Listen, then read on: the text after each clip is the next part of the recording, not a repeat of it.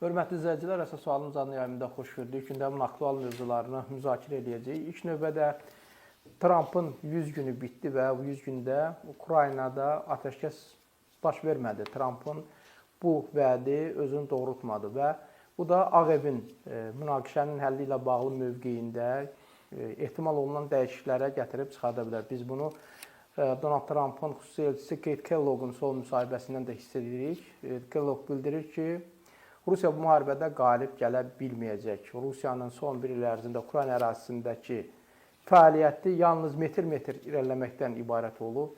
Ukraynanı işğal etmək mümkün deyil. Ukrayna artıq dirçəlib. Ukrayna özünü müdafiə etmək imkanları yüksəkdir. Eləcə də Avropa müttəfiqlərinin Ukraynaya hərbi siyasi dəstəyi getdikcə artır və bu da onun Rusiya işğalı qarşısındakı dayanıqlığını gücləndirir. Bu mövqe, Trampın bu mövqeyi, yəni Ağ Evin mövqeyi özü nə qədər dayanıqlıdır? Çünki biz 100 gün ərzində kifayət qədər ziddiyyətlər görmüşük Trampın mövqeyində. Bundan başqa verilişimizdə digər aktual mövzular da var. Regionda baş verən hadisələri müzakirə edəcəyik. Qonağımız Xalq Partiyası sədrinin müavini Seymur Həzibi. Maraqlı verilişimiz olacaq. Bəyənin, paylaşın, başlayırıq. Seymur bəy, xoş gördük. Hər vaxtınız xeyir, xoş gördük Elçin bəy. Təşəkkür edirəm. Əvvəlcə Milli Şura Koordinasiya Mərkəzi üzvü Tofiq Yarğıqlının mən durum haqqında sizdən soruşmaq istəyirəm. Aclıq edir 30 gündür və aclığın səbəbi özünə qarşı məhkəmə hökmünü və irəli sürən ittihamları qəbul etməməsidir.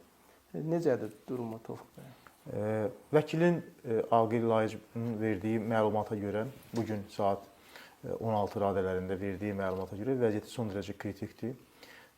Hətta huşu yerində olmadığına görə, yəni tez-tez halsızlaşdığına görə vəkillə uzun müddət danışa bilməyib və görüş çox qısa çəkib.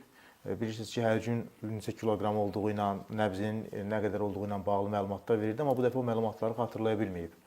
Məlumatları xatırlaya bilməyib və bu əslində son dərəcə vəziyyətin kritik olduğunu göstərir. Eyni zamanda biz sizin fürsətdən istifadə edib demək istəyirəm ki, həkim Adil Qeybullahın onun müayinə eləməsi ilə bağlı müraciət eləmişdik və ilk günlərdə bu məsələ həllini tapmışdı. Adil Qeybullah onu müayinə edirdi, səhhəti ilə bağlı məlumatlar verirdi və o bilirsiniz ki, su qəbul edə bilmir, ödü yoxdur deyə. Ona görə də onun bəzən dəstək verirdi, ona maye dəstəyi verirdi və bu dayandırılıb və bu halın pisləşməsi su qəbul edə bilməməsi ilə bağlıdır. Yəni su qəbul edə bilmir. Siz təsəvvür edin ki, o bir həftə ərzində 4-5 litr su içmir. Yəni vəziyyət belədir. Yəni o hər dəfə deyir ki, mənə 10 yarım litrlik şüşə su gətirin. Yəni artığını içə bilmir. Yəni belədir vəziyyət. Yəni bu qərarın siyasi olduğunu əlbəttə biz bilirik. Həkimin ora getməməsinin səbəbini, ancaq sözün açığı səbəbini anlamırıq.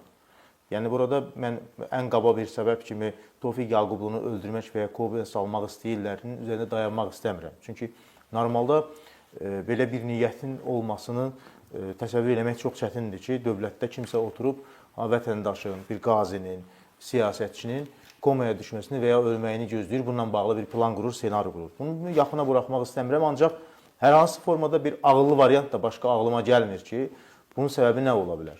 Açığı dəfələrlə bunu biz bildirmişik ki, burada çox ciddi bir siyasi kriz ola bilər. Yəni bu sağlamlıq krizidir. Ailə ilə ailənin üçün bir krizdir, cəmiyyət üçün bir krizdir, başqa siyasət üçün bir böhrandır. Yəni burada Tofiq Yaqublunun günahsızlığı eyni zamanda bir faktordur ki, bu adam günahsız olduğu üçün bu qədər 30 gündə aclıq eləyir və öz həyatına qəsd eləyir. Yəni bu günahkar olsa, nə cəmiyyət onu dəstəkləyər, nə özü bu qədər həyatı ilə risk eləyər. Yəni məsələ bu qədər açıq, aydın ortada ikən hökumətin qəflətən belə bir siyasi qərar qəbul eləməsi sözün açığı bizə təəccüb yaratdı. Eyni zamanda dərin narahatlıq yaradıbdır. Bilirsiniz, bu belə bir şəxsin vəziyyətinin pisləşməsi, komaya düşməsi, hər an həyatını itirə bilər, geri dönməz proseslər başlaya bilər. Yəni hökumət nə qədər də bu vəziyyətə nəzarət edirəm deyib düşünsə də, yəni bu elə bir vəziyyətdir ki, yaş 65-ə qədər yaşı var, səhhətində ciddi problemlər var. Yəni bu hər an xoşagəlməz bir vəziyyət ola bilər, arzu olunmaz vəziyyət ola bilər. Ona görə də mən elə bu vasitəni burada müraciət eləmək istəyirəm ki, heç olmasa bu humanitar məsələləri, humanitar dəhlizi açıq saxlamaq lazımdır. Yəni iki ölkə bir-biri ilə müharibə edəndə arada onlar o humanitar dəhlizi açıq saxlayırlar. Yəni burada həkimin onu müayinə eləməsini, həkimin ona hansısa formada təsir eləməsini, qapısını bağlamaq bu ölkələrin qoşulduğu Cenevre konvensiyasına ziddir, nəinki vətəndaşların yaratdığı ölkənin fəlsəfəsinə və mənafeyinə.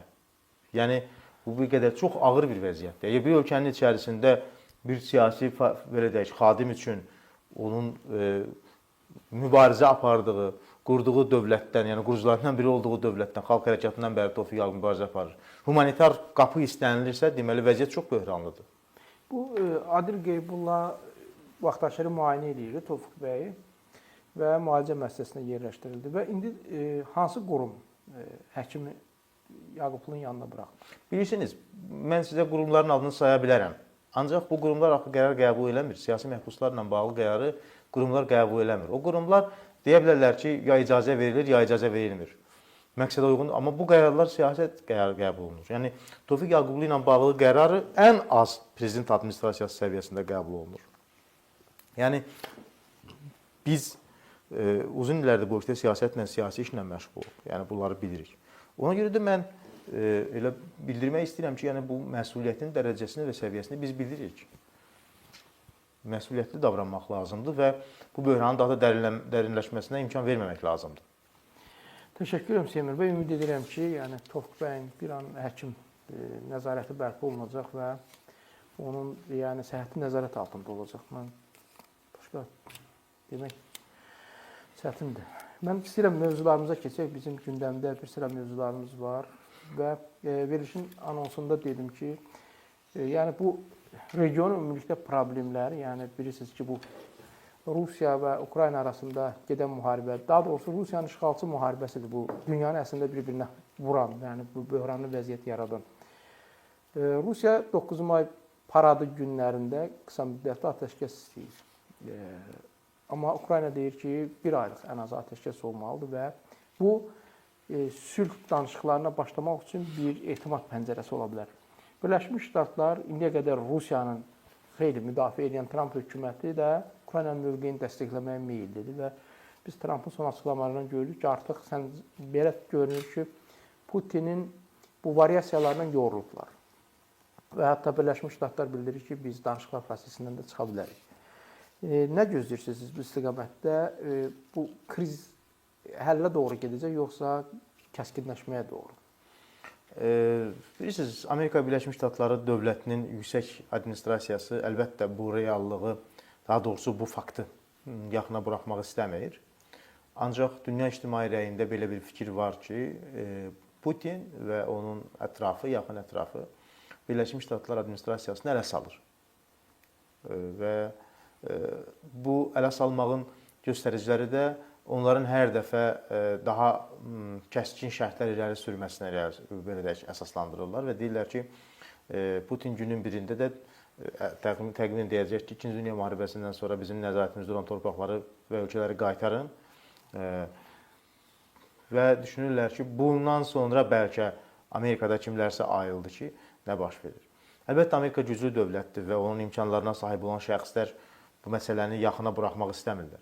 Ancaq Rusiya da özünü qüdrətli sayır və hesab edir ki, o da müəyyən bir imkana sahibdir. Eyni zamanda Ukrayna məsələsində ABŞ administrasiyasında yaranmış tərəddüd Rusiyaya müəyyən bir yeni tezislər veribdir. O tezislər ondan ibarətdir ki, Qərb artıq döyüşməkdən yoruldu, Qərb Rusiyanın müqaviməti qarşısında parçalandı və Qərb Ukraynanı sona qədər müdafiə eləməyəcək. Biz pərdə arxasını bilmirik əlbəttə ki, burada əsas qırılma nöqtəsi nədir. Ancaq faktiki Trumpın bəyanatlarından belə başa düşdük ki, Trump doğrudan da səmimi şəkildə bu müharibənin səhv olduğuna inanıb və düşünüb ki, o Biden olmasaydı, o olsaydı hakimiyyətdə, o müharibəyə imkan verməzdi. Onun o 3 günlük, 1 həftəlik vaxt istəməsi, 1 aylıq vaxt istəməsi ki, 3 günə, 1 həftəyə, 1 aya məsələni həll edəcəm, bu həmin o səmimiyyətə istinaddır bu. Yəni başqa bir belə deyək də material yoxdur əldə. O düşünür ki, Amerika səhv edibdir, biz o səhvi düzəldəcəyik və Rusiya dayanacaq.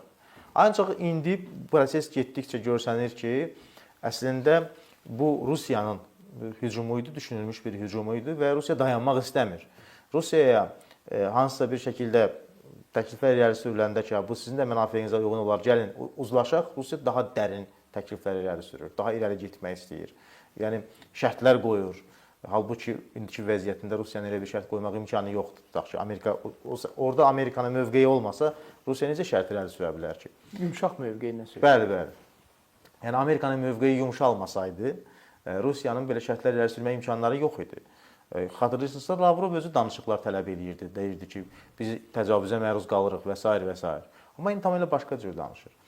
Bu 100 günün nəticəsində Kellogg'un da məlum o açıqlamaları göstərir ki, Amerikada müəyyən bir ayılma prosesi administrasiyada baş verir.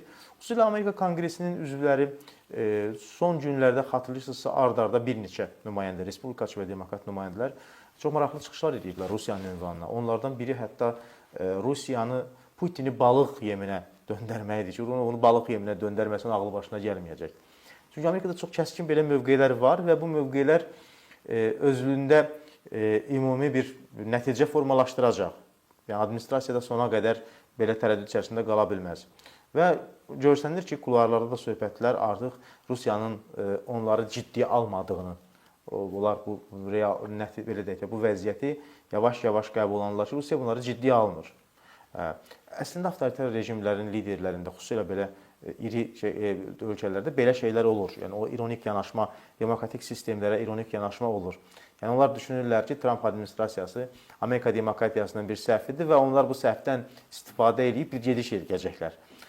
Amma Amerikanın da bir sistem olduğunu unudurlar ki, Amerikada öz-özlüyündə bir institusional bir sistemdir və o sistem öz səhvini düzəltsə tamamilə pis başqa nəticə verə bilər. Yəni sistemin öz səhvini düzəltmək imkanları da var. Yəni ona görə də bu başqa nəticə verə bilər. Və mən düşünürəm ki, bu 100 gün əslində bir çox məsələlər baxımından da məhsullar keçib. Necə? Əvvəla, ümumiyyətlə, radikal sağ üçün dünyada belə bir lakmus effekti oldu. Kanadadakı seçkilər... Çox maraqlı nəticələr oldu. Bəli, Kanadada seçkilər bunun bir nəticəsi idi. Mən buna bağlı fikirlərimi belə bölüşmüşəm ayrı vaxtlarda və mən düşünürəm ki, əgər doğrudan da biz yeni dünya düzənindən danışırıqsa ki, o formalaşmalıdır. O yeni dünya düzəninin formalaşması üçün bir neçə şərt lazımdır. Bunlardan biri budur ki, köhnə düzən olmamalıdır. İkincisi budur ki, köhnə düzənin qabaqcıl, tutaq ki, ən qabaqcıl yox, ən qabaqcıl, ən avangard elementi yenilənməlidir ki, dünya düzəni formalaşsın. Yəni Amerikanın dəyişməyəcəyi halda dünyanın dəyişəcəyindən danışmağa dəyməz. Yəni Amerikanın dəyişməyə ehtiyacı yox idisə, onda niyə biz yeni dünya düzənindən danışırdıq?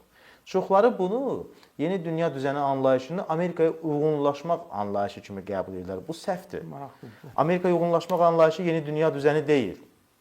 Yeni dünya düzəni Amerikanın güncəllənməsidir.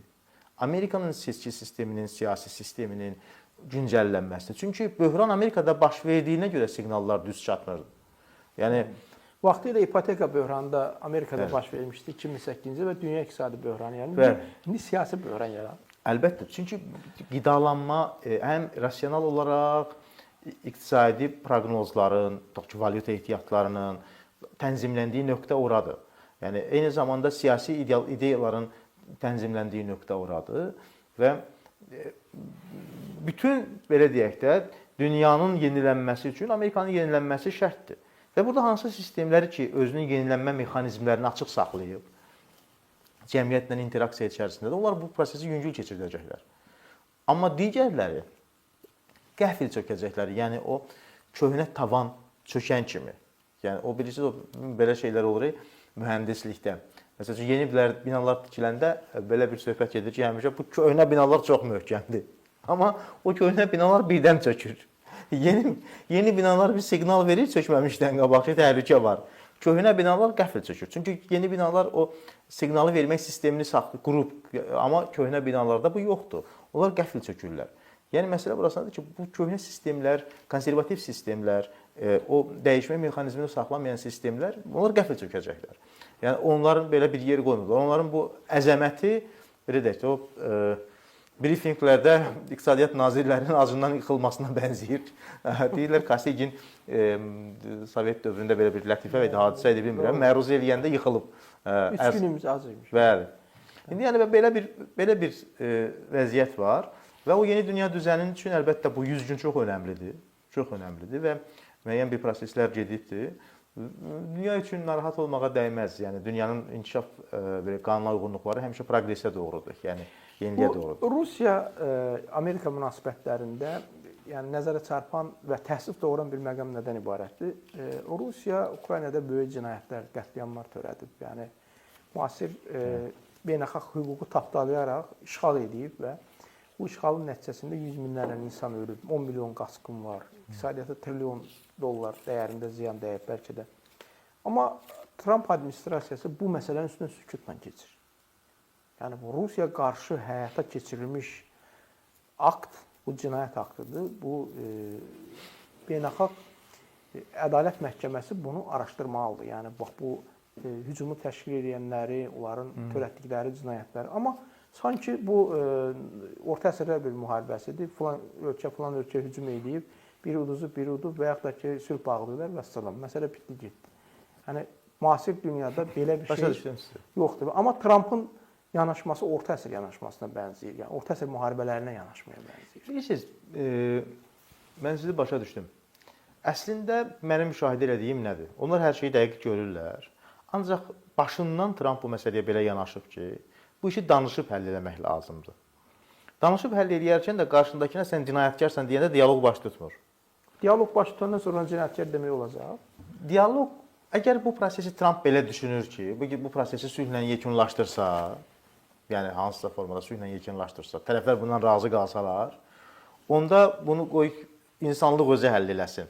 Orada baş verənlərlə bağlı yazsınlar, çizsinlər, danışsınlar. Trumpın xidməti budur ki, ölənlər ölüb, amma yeni ölənlərin qarşısını alır. O deyir ki, Trumpın açıqlaması bundan ibarətdir ki, mən hər gün minlərlə insanın ölməyinin qarşısını almaq istəyirəm. Amma öldürmək də cinayət. Yox, başqa söz deyirəm. Yəni Trump deyir ki, bu ölənlər Ölən getdi də. Mən ölmək qarşıdakı potensial ölənlərin, öləcəklərin qarşısını almaq istəyirəm. Bu missiya belədir. Ancaq mən hiss edirəm ki, bu günlərdə bu ritorika dəyişəcək. Çünki bu siyasət bir dalana dirənəndə, bilirsiniz, müharibəyə başlamağın anonslarından biri nədir? Danışıqlardan çıxmaq. Amerika iki dəfə dedi ki, biz danışıqlardan çıxa bilərik. Bu danışıqlardan çıxamaq ifadəsi o deməkdir ki, biz başqa yolu seçəcəyik. Başqa yolu seçəndə Amerika Rusiyanın yanında Ukraynaya qarşı döyüşə bilməz. Yəni, ən azından Çellog bugün işarə verib ona ki, Rusiyanın orada qalib gəlmək şansı yoxdur. Yəni, mən düşünürəm ki, o işlərin üzərindən ona görə sükutla keçirlər ki, bu danışıqlar güya bir nəticə versin, baş tutsun, bir dialoq olsun. Ondan sonra baxar ona, dünya ictimaiyyəti, ədəbiyyatlar, Nobel mükafatı verən cəmiyyətlər, və s. Elmlər akademiyaları, fəlsəfə belə klubları, onlar bunu deyərlər, Beynəlxalq Cinayət Məhkəməsi bunu deyər və Amerikada bunda mövqeyini bildirər. Yəni, bunlar belə düşünürlər ki, bu institusional olar. Amma o danışıq baş tutmayandan sonra təbii ki, onların da mövqeyi çox gizli qala bilməz. Onlar da bunu hansısa formada mövqeylərini bildirəcəklər. Çünki, baxın, institutlaşmış sistemlər belədir ki, ora belə o sistemə uyğun olmayan, ən uyğun olmayan adamı gətirəndən sonra bir müddətdən sonra o uyğunlaşmalıdır. Əgər sistem möhkəmdirsə. Yəni onu və Trump da bir müddət Amerikanın prezidenti olub 4 il müddətində. O sistemi bilir.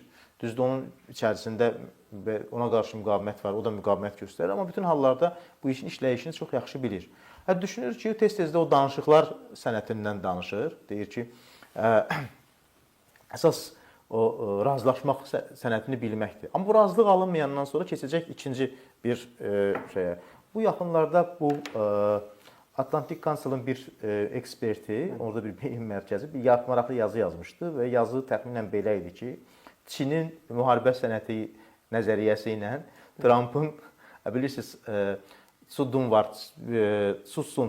Çinin 2500 il bundan əvvəl müharibə sənəti adlı kitabını yazan məşhur strategidir. Dünyanın ümumiyyətlə ən qədim hərbi strategilərindən biri sayılır və yazmışdı ki, onun müharibə sənəti belə deyək, nəzəriyyəsi ilə Trump'ın dialoq sənəti nəzəriyyəsi toqquşur və orada belə bir analogiyalar aparmışdı. Amma bütün hallarda bu qeyri-adi bir prosesdir. Amma gələcəyi olan bir prosesdir. Nəyə görə? Çünki dünyada çox ciddi bir apatiya var idi. Bu apatiya aradan qalxır. Siz bunu hiss edirsiniz. Təbii. Çünki apatiya ona görə olur, iki halda olur da. Dünyanın bir hissəsində siyasətdə fürsət olmayan da apatiya olur. Başqa halda siyasət orada çox bir azlıq işi yaxşı yürüdür, sən də burada keyf eləyirsən. Təxminən Avropada, Qərbdə belə idi. Apatiya o sosial ədalətdən falandan, yaxşı yaşamaqdan, gəzməkdən bundan yaranmışdı.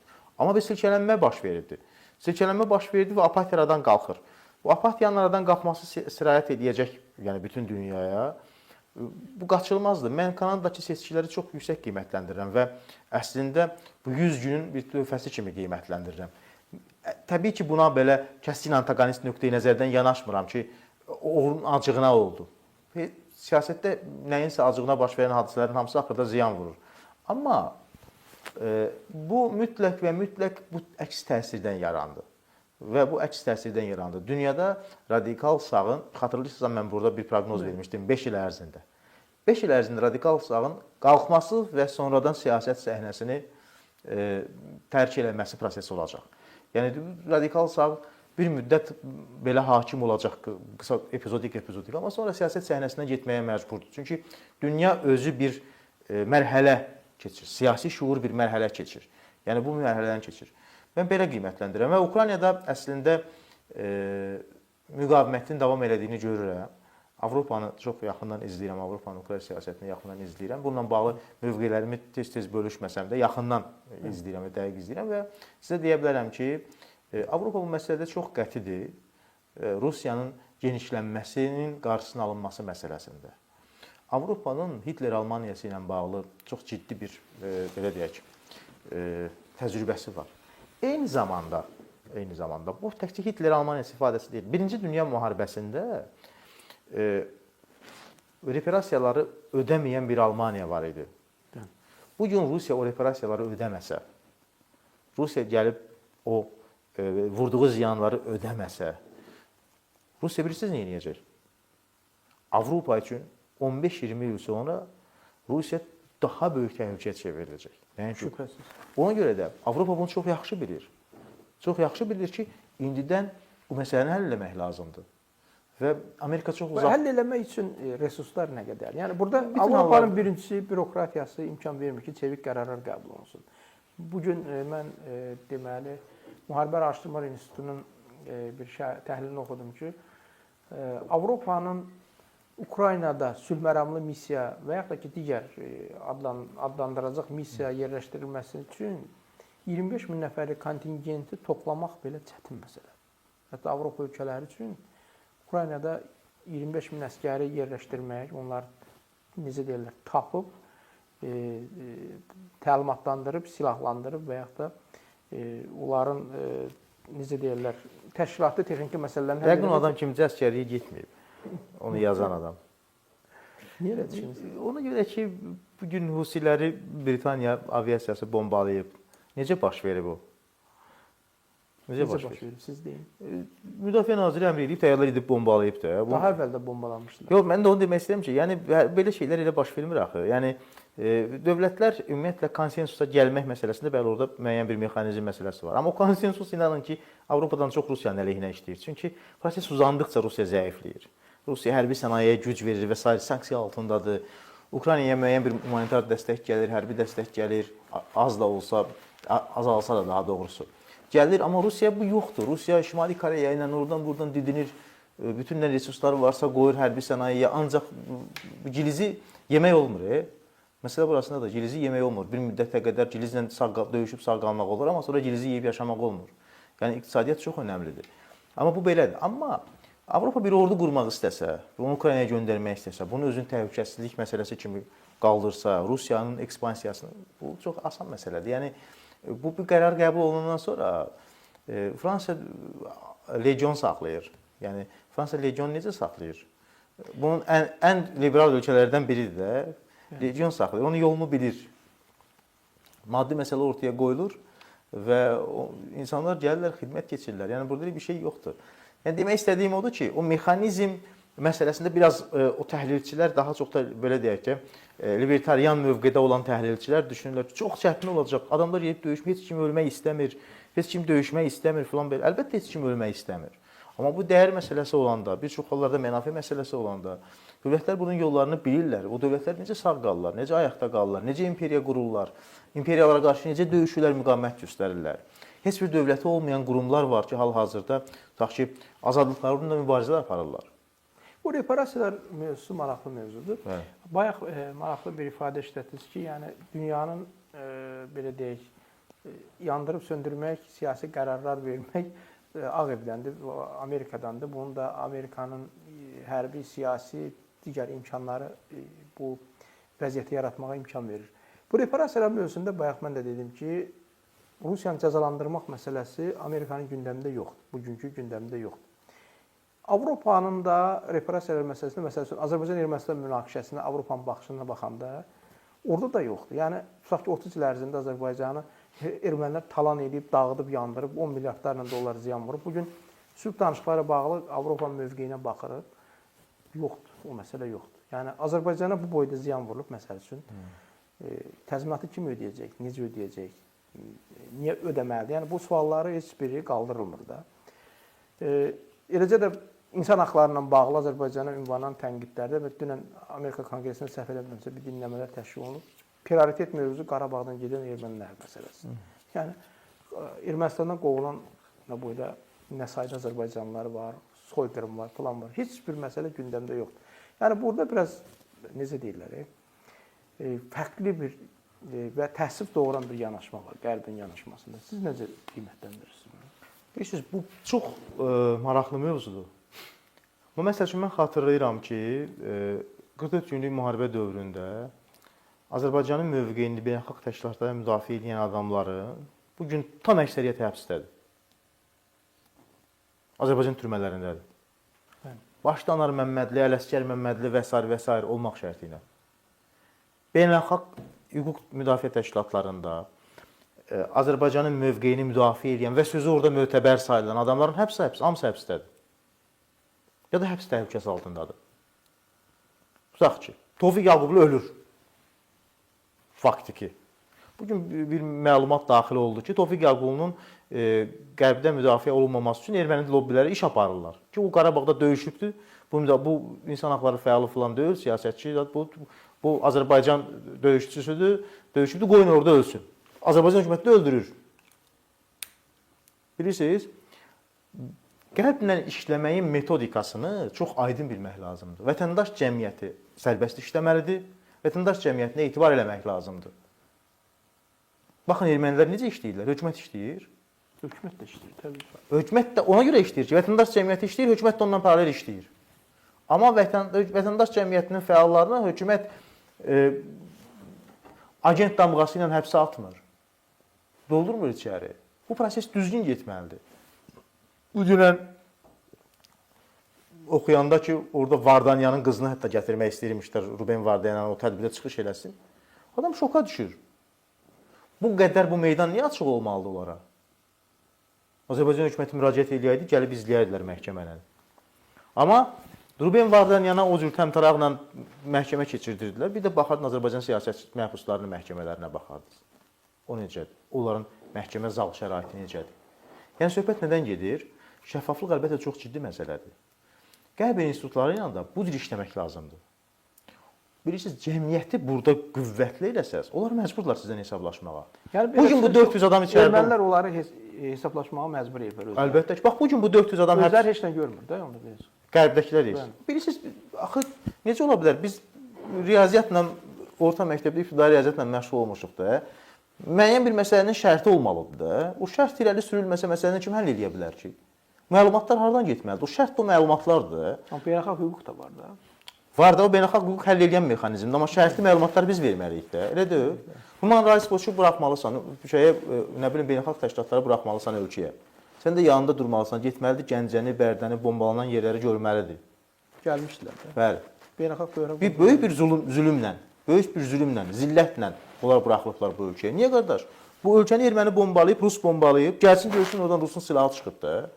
Buraxıblar, buraxmalıydılar, gəlib hamısı əvvəlcədən ilk gündən gəlib baxmalıydı. Mən o prosesin necə zülmlə onların bura girdiyini mən bilirəm. Ki, necə çətinliklə buraxılıb. Hökumətin içərisində müəyyən bir qrup var.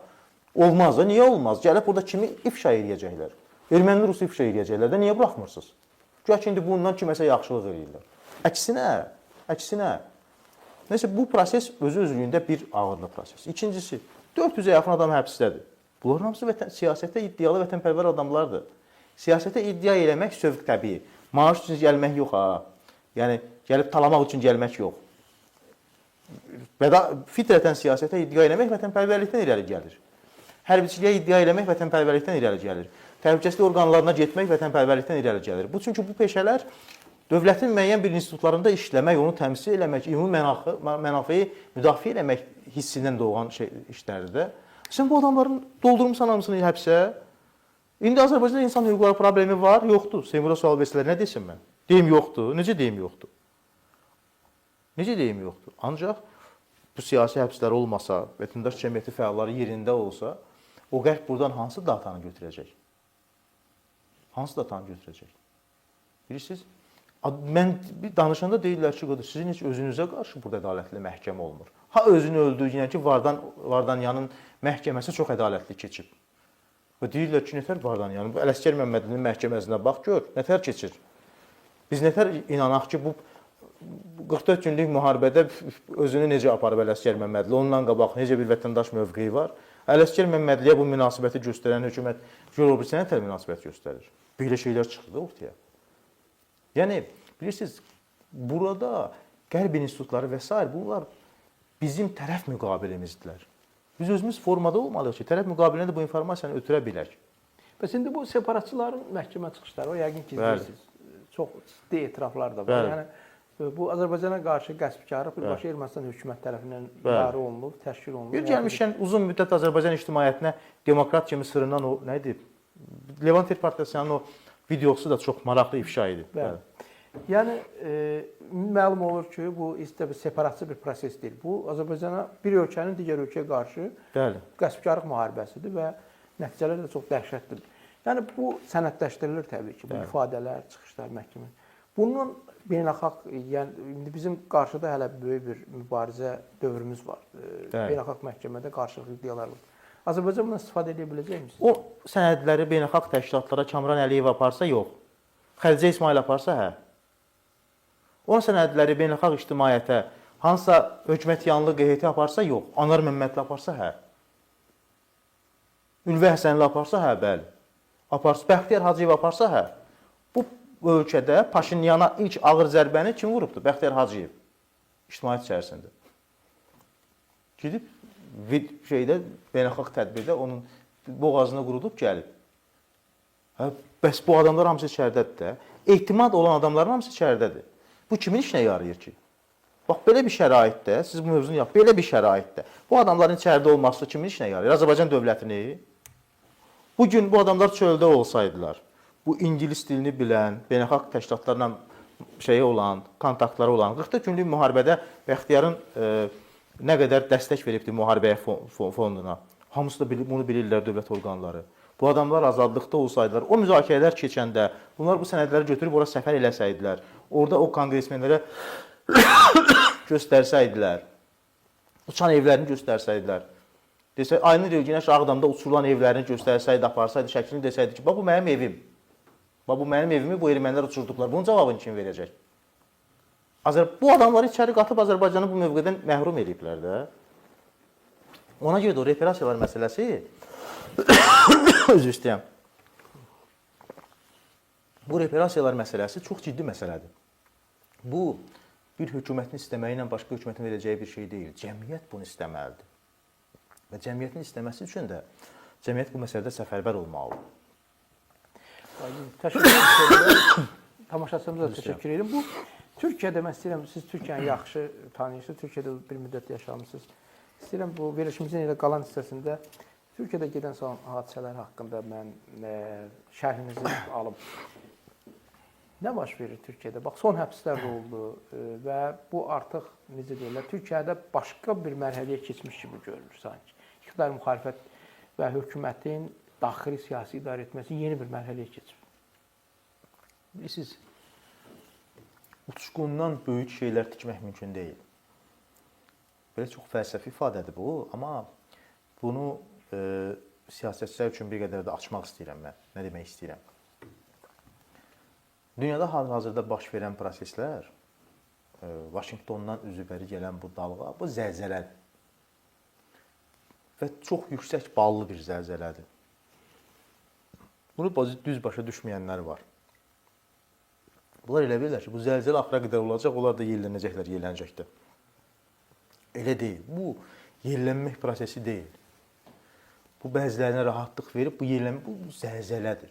Burada axırda hamının ayağının altından yer qaçacaq. Ən sonunda bu proses bizdən də hamının ayağından yer qaçacaq. Kimin bünövrəti möhkəmdir o qalacaq. İnanın ki, heç kim qalmayacaq, hamı təzədən qurulacaq. Çünki Amerika təzədən qurulacaq. Ola bilsin ki, Çin müqavimət göstərəcək, amma onun üçün çox çətin olacaq. Rusiya burada Çindən yaxşı vəziyyətdə olacaq. Çünki Rusiya bu müharibədə çox zəifləyibdir. Rusiyanın onsuz da bir yenidən qurulmağa ehtiyacı var. Təbii prosesdir. Bəli, Rusiya burada təbii olacaq. Yəni Rusiya burada təbii şəkildə Çindən yaxşı olacaq vəziyyət. Amma Çin vəziyyət daha pis olacaq. Çünki Çin uzun müddətdir bu liberal iqtisadiyyatla avtoritar siyasəti bir yerdə gətiribdir, bu siyah mərkəzi şeylə. Amma indi dərin bir əməliyyata ehtiyac olacaq. Ürək bir dənədirsə vəziyyət çox pis olacaq. Yəni biri yaşayacaq, biri öləcək. Türkiyədə necə olacaq? Türkiyədə də bunu deyəsən elə hesab elədilər ki, bu bir yüyürükdür, beşikdir, yellənəcək. Amma belə olmayacaq. Türkiyədə deyə düz qiymətləndirmədilər bunu. Çox təəssüf. Türkiyə üçün çox ciddi imkanlar var idi. Yəni Türkiyə dünyanın və Avropanın təhlükəsizlik sistemində çox mühüm yer tuta bilərdi. O danışıqların getdiyi ərəfədə xatırlayırsınızsa, həm Avropadan Türkiyəyə siqnallar var idi ki, Avropanın təhlükəsizliyində Türkiyə yer tuta bilər, həm Türkiyədən Avropaya siqnallar var idi. Bu həbslər başladı və bu söhbətlərin hamısı keçdi ikinci plana. Hətta Türkiyə Almaniya hərbi təyyarələr satmağı yasaqladı. Bəli. İçəridən həbsdə olan adam Almaniyaya deyir ki, Türkiyə Erdoğan deyil, o qayarı qüvvədən salmayın, Türkiyəyə təyyarə satın. Bunu həbs eləyənlər baxmalılar, nəticə çıxartmalılar ki, kimi həbs eləyiblər də. Həbsdə olan adam deyir ki, mənim həbsimə fikir verməyin, siz Türkiyəyə o təyyarəni satın. İndi bu həmin həbs eləyənlər vətənpərvərdirlər. Həbsdəki yox. Türkiyəni bu prosesdən məhrum eləyənlər amma vətənpərvər deyirlər. Eynən bizdəkinə bənzəyən bir mənzərədir. Əlbəttə mən düşünmürəm, bütün dövlət aparatı orada və ya burada çox aqressiv, dağıdıcıdır.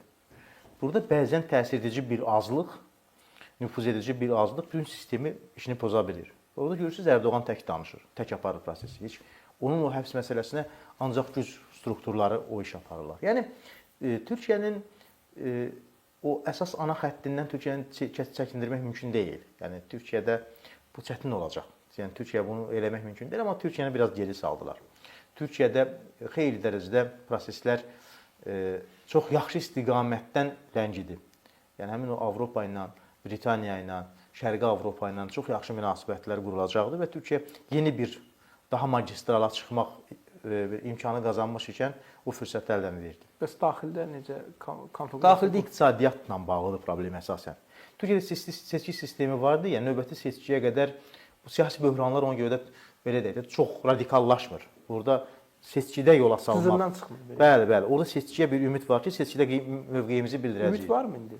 Əlbəttə ki, Türkiyədə bilirsiniz Türkiyədə seçkini qadağan etmək çox çətin məsələdir. Türkiyə biraz fərqli. Qadağan yox, yəni biraz formasını dəyişmək. O çətin olar. Yəni hal-hazırda çünki iqtisadiyyat elə bir vəziyyətdədir ki, çox adam ziyan çəkir bu məsələdən. O çox adam ziyan çəkdiyi yerdə də bu iş eləmək çox çətindir.